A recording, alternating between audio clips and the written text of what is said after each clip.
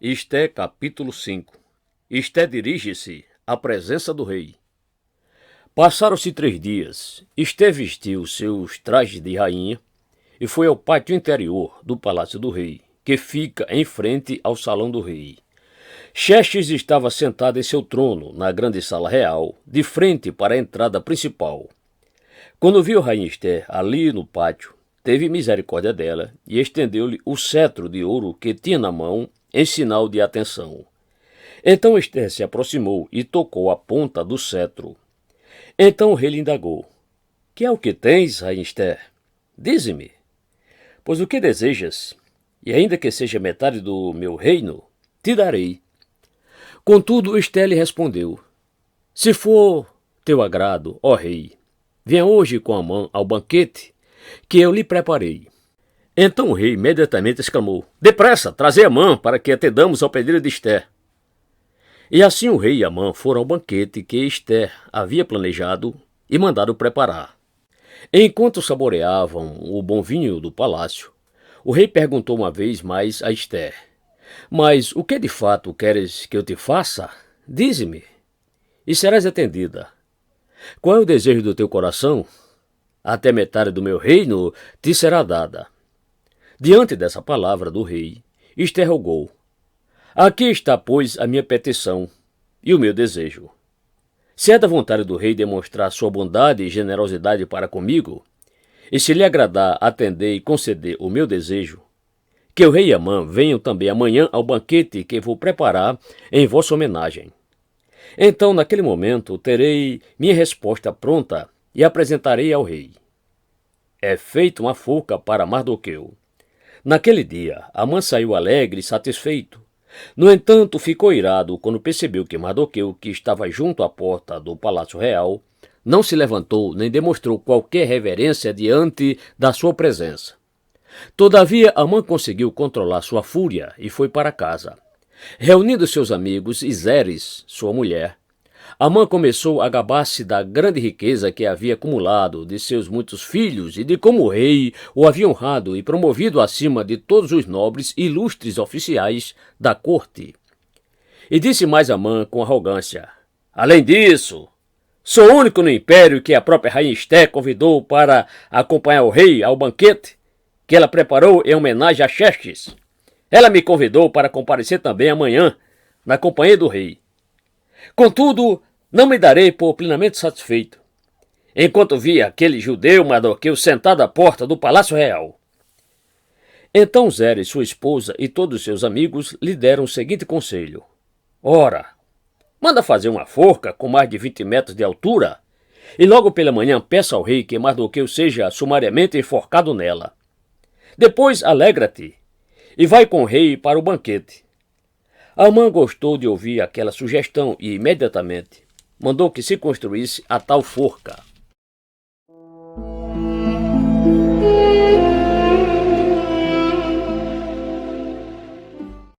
Esté capítulo 6. Amã acaba honrando Mardoqueu. Ora, naquela mesma noite, como não conseguisse dormir, o rei pediu que trouxessem o livro dos feitos memoráveis ou crônicas e ordenou que as histórias fossem lidas para seu descanso. E achou-se nas escrituras que Mardoqueu tinha denunciado Bigtã e Teres, 2 dos oficiais do rei, que guardavam a porta e tinham conspirado para tirar a vida de Xerxes. E o rei questionou: Que honra e reconhecimento foram conferidos a Mardoqueu por esse feito? Os oficiais do rei que o serviam responderam: Não foi feito nada até hoje. Então o rei indagou: Quem está no pátio? Ora, esse era exatamente o momento em que Amã chegava ao vestíbulo, isto é, no pátio exterior do Palácio Real, a fim de pedir ao rei que autorizasse a execução de Mardoqueu na forca que ele, Amã, lhe havia preparado. E, rapidamente, os servos do rei lhe informaram: É Amã que está no vestíbulo. Então o rei mandou que o fizesse entrar. Assim que Amã entrou, o rei lhe perguntou: Caro Amã, o que se deve fazer a um homem a quem o rei tem alegria de honrar? Diante dessa questão, Amã pensou consigo mesmo: Ora, a quem o rei teria tanta satisfação de honrar senão a mim? Por essa razão, deu a seguinte resposta ao rei: ao homem que o rei tem prazer de honrar, caberia bem que se lhe vestissem o manto real que o próprio rei tem usado em grandes momentos e, inclusive, o cavalo que o rei costuma montar, e que se lhe coloque sobre a cabeça uma réplica da coroa real.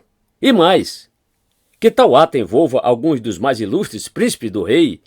Estes nobres cobrirão o homem a quem o rei deseja honrar com o manto real e o conduzirão sobre sua montaria pelas ruas da cidade, proclamando diante dele em alta voz: eis como se trata o homem a quem o rei tem a satisfação de homenagear.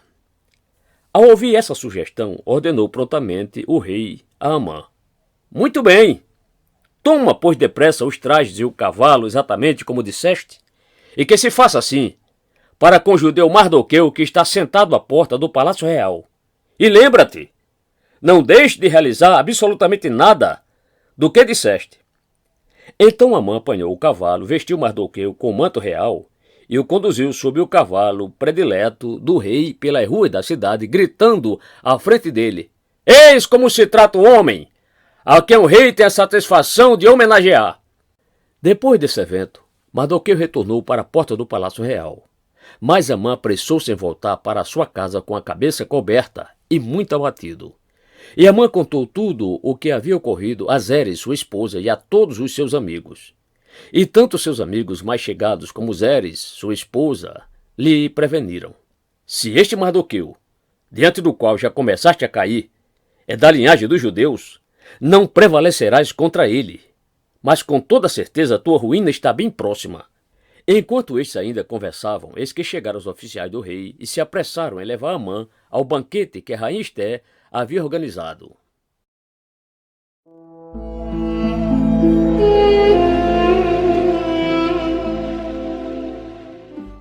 Esté capítulo 7. Amã morre na forca que construiu.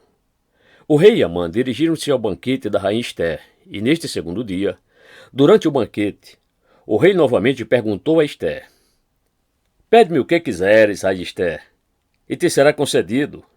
Ainda que me peça metade do reino, tê-la-ás. Então a rainha Esté respondeu: se realmente encontrei graça aos teus olhos, ó rei, e se for de teu agrado, concede-me a vida e a vida do meu povo. Eis meu desejo e minha súplica. Falo deste modo, porquanto meu povo e eu fomos sentenciados ao extermínio, à matança e ao aniquilamento. Se somente tivéssemos sido entregues como escravos e servas, eu ter-me-ia mantido em silêncio. No entanto, esta desgraça que se aproxima não irá compensar o prejuízo que dela resultará para o rei. Diante dessas palavras, o rei Xerxes indagou a rainha Esté: que é esse que ousa pensar em praticar ato de tamanha abominação? E onde se encontra esse coração perverso? Respondeu Esté: o adversário inimigo é Amã. Então Amã ficou aterrorizado diante do rei e da rainha.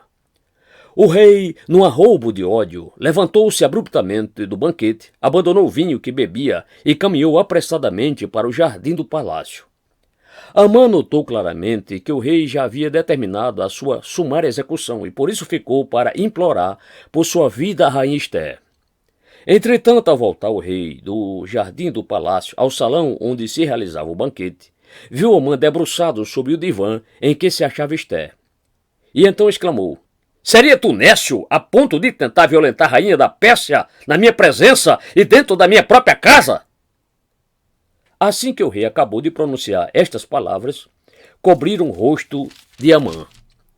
Nesse mesmo momento, Arbona, um dos eunucos oficiais que serviam diante do rei, mencionou ao rei: há uma forca de mais de 20 metros de altura bem próximo à casa de Amã, que ele próprio construiu para enforcar Mardoqueu, aquele que intercedeu pela vida do rei.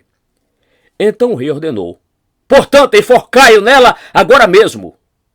E eles enforcaram Amã na forca que ele próprio havia preparado para Mardoqueu. Depois disso, o furor do rei se arrefeceu.